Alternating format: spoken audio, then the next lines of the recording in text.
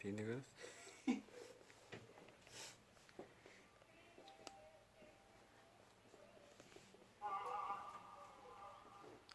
Ушыл өрді арқасынан фонға кетіріп қойын ба.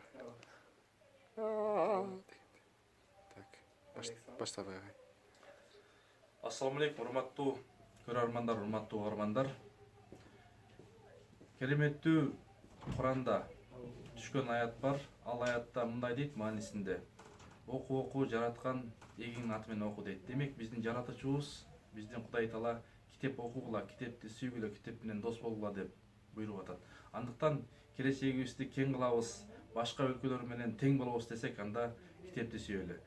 Дидар дүкөнүнө келип китеп алып, башкаларга белек бергиңиздер. Анткени пайгамбарыбыз айтат, белек берүү бул сүйүүңөр артат дейт. Андыктан дидар менен келип керемет китептерди алып, Кудай буйрса, жакшылыкка, ийгиликке баарыбыз чогуу баралы. Сиздерди терең урматтап, Акматов Темирлан.